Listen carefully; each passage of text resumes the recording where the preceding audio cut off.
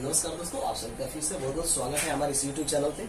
और आज हम आपको VRM सेक्शन का जो लेटेस्ट मदरबोर्ड आ रहे हैं i3, i5, i7, i9 जो है, जो 4th जनरेशन के लेके और 12th जनरेशन के मदरबोर्ड आते हैं, उसमें जो VRM सेक्शन लेटेस्ट आ रहे हैं, यानी एक CPU प्रोसेसर को कौन कौन सा वोल्टेज चाहिए चलने के लिए, उसके बारे में हम आज आपको बताने वाले हैं और सिखाने वाले हैं। ठीक है, तो अगर आपको laptop, desktop, printer, CCTV, mobile, battery, e rickshaw, controller से रिलेटेड अगर आपको चिप लेवल रिपेयरिंग कोर्स करना है तो आप हमारी स्क्रीन पे दिए हुए नंबर पे कांटेक्ट करिए या फिर www.multitecinstitute.com पे विजिट करिए। तो चलिए दोस्तों, आज हम आपको बताने वाले हैं कि latest desktop motherboard VRM section. हमने हमारे चैनल पे ऑलरेडी पहले से भी 2, 3 या 4 वीडियो होगा VRM सेक्शन का, और ये जो है लेटेस्ट मदरबोर्ड जो भी आ रहे हैं आजकल, उसमें एक CPU प्रोसेसर को यानी चलने के लिए कितने वोल्टेज की जरूरत चाहिए, कहां से आता है, कैसे बनता है, वो सारी चीजें एक एक करके आज डिस्क्राइब करने वाले हैं। तो प्लीज वीडियो को लास्ट तक देखिए, लाइक करिए, शेयर कर दीजिएगा और कमेंट करके जरूर बताइएगा। ठीक है, ये जो हमने कुछ मॉडल नंबर लिखे हैं जैसे H61, 81, 85, 110, लगभग Z500 यानी आसूस का जो Z500 आ रहा है वो i9 12th जनरेशन का मदरबोर्ड है, उसमें भी बहुत सारी जो वोल्टेज है इसमें का है। और जो H61 मदरबोर्ड है उसमें एक्चुअली क्या है, बहुत सारे ग्राफिक वाले आते हैं, बहुत सारे विदाउट ग्राफिक वाले हैं। तो 61 में भी बहुत सारे, जैसे कि आपका अगर एक CPU प्रोसेसर की बात किया जाए तो उसमें GFX वोल्टेज होता है, कोर वोल्टेज होता है, VTT वोल्टेज होता है, VCC SA वोल्टेज होता है, CPU PLL वोल्टेज होता है और आपका PCH कोर होता है। तो कौन सा किस काम में आता है, कैसे बनना चाहिए, ये सारी चीजें आपको एक एक करके हम क्लियर करते हैं। सबसे पहले 4 पिन ATX कनेक्टर। जो 4 पिन ATX कनेक्टर होता है, अगर गेमिंग वाला बोर्ड होगा तो यहाँ पे 4 नहीं 8 पिन का कनेक्टर होगा। उसमें 12 वोल्ट की supply input coil, input capacitor से, ये जो 12 वोल्ट जितने अगर GFX सेक्शन के ड्रेन मोस्फेट के ड्रेन पे जाएगा, कोर वोल्टेज के मोस्फेट के ड्रेन पे जाएगा और VTT मोस्फेट के ड्रेन पे जाएगा। ये सारी चीजें एक्चुअली सबसे पहले आपको कंसेप्ट ये होना चाहिए, जो आप नॉर्मल यानी 31 मदरबोर्ड होता है, 41 होता है, 61 होता है, तो इसमें बहुत सारी चीजें क्या होता है, किसी मदरबोर्ड में मेन मोस्फेट जैसे VRM सेक्शन का कंट्रोलिंग होता है VRM IC के पास, उसी में एक VRM सेक्शन होता है जिसमें मेन और सपोर्टिंग मोस्फेट का कंट्रोलिंग होता है ड्राइवर IC से। तो जो आजकल के लेटेस्ट मदरबोर्ड आ रहे हैं उनमें क्या है कि सबको अलग अलग एक ड्राइवर IC लगा देता है, जैसे मेन सपोर्टिंग और एक ड्राइवर IC, मेन सपोर्टिंग एक ड्राइवर IC, मेन सपोर्टिंग एक ड्राइवर IC। तो ये सारी चीजें। अब सबसे पहले हम बात करेंगे GFX सेक्शन के बारे में। ये GFX का आपने देखा, यहाँ पे GFX वोल्ट हमने लिखा है।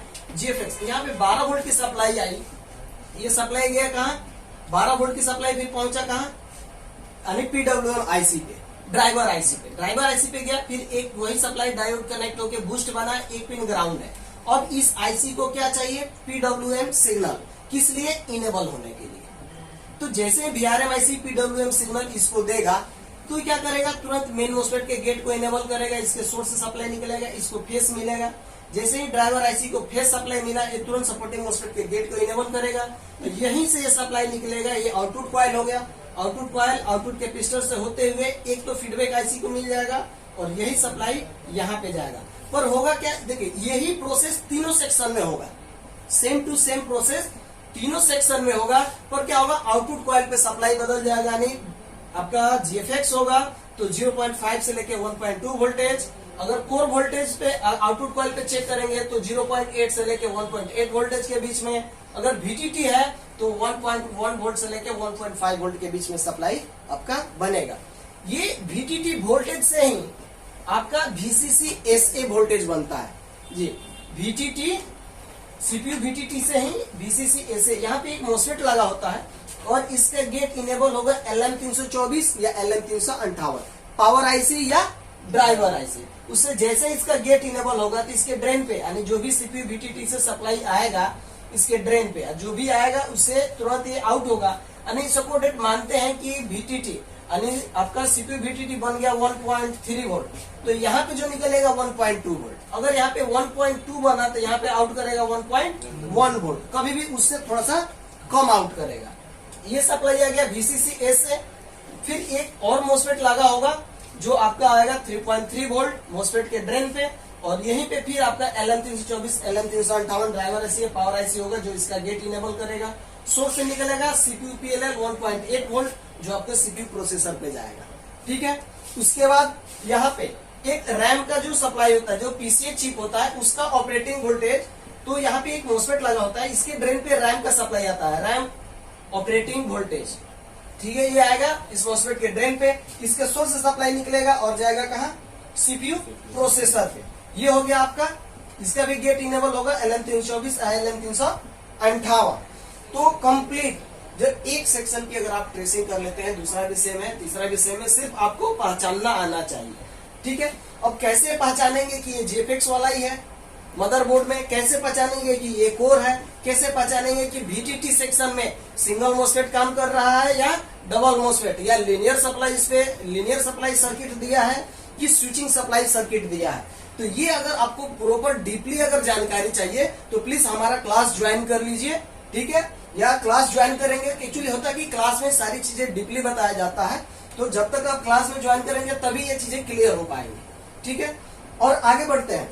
तो ये हो गया आपका PCH कोर। PCH कोर ये सप्लाई जो है PCH चिप पे भी जाता है, और ये आपका, तो अब यहाँ पे देखना है कि कौन सा सप्लाई कब बनता है। सबसे पहले अगर बात किया जाए तो CPU VTT एक नंबर, अगर नंबरिंग की बात किया जाए तो एक नंबर में VTT बनेगा, दूसरा नंबर में कोर, तीसरा नंबर में PCH, चौथा नंबर में आपका VCC SA, पांचवा नंबर में GFX, और 6 नंबर में आपका 1.8 वोल्ट ये CPU PL है।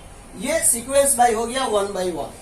तो चलिए, अगर आपको डीपली नॉलेज चाहिए तो आपको laptop, desktop, printer, CCTV, mobile repairing अगर कोर्स करना है तो आप हमारा क्लास ज्वाइन कर सकते हैं। उसमें आपको सारा चीज एक एक करके डीपली बताया जाता है। तो मिलते हैं अगले वीडियो में, तब तक के लिए बहुत बहुत धन्यवाद, थैंक यू।